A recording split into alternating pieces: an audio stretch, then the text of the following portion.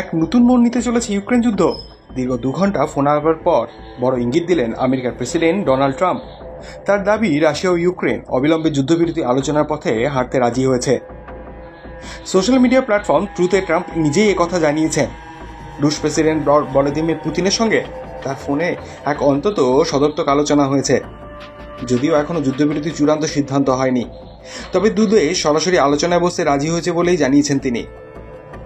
Trump বলছেন, যুদ্ধ থামানোর সবথেকে কার্যকর রাস্তা হলো আলোচনা, আর আমি সেটা শুরু করতে পেরেছি। এটাই এখন সবচেয়ে বড় কথা।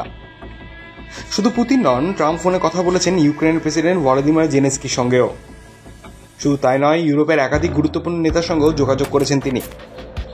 ফোন গিয়েছে ইউরোপিয়ান কমিশনের প্রেসিডেন্ট উর্সুলা ভন দের লিয়ন, ফ্রান্সের প্রেসিডেন্ট এমানুয়েল ম্যাক্রো, ইতালির প্রধানমন্ত্রী জর্জিয়া মেলোনি, জার্মানির চ্যান্সেলর ফ্রেডরিক মার্জ এবং ফিনল্যান্ডের প্রেসিডেন্ট আলেকজান্ডার স্টাবের কাছে।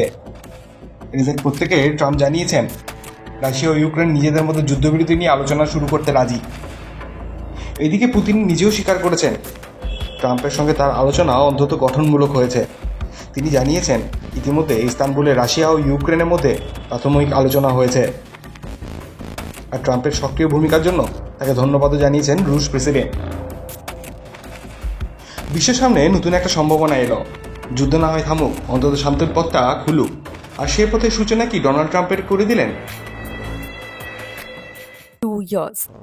Президент Соединенных Штатов высказал свою позицию по поводу прекращения боевых действий, перемирия. И со своей стороны отметил также, что и Россия выступает за мирное урегулирование украинского кризиса. Мы должны просто определить наиболее эффективные пути движения к миру.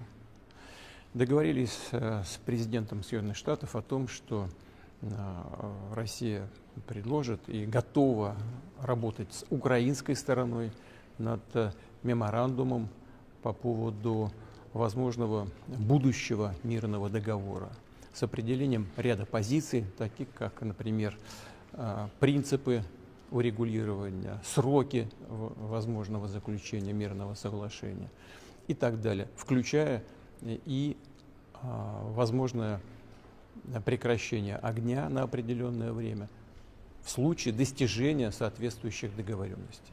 From the US.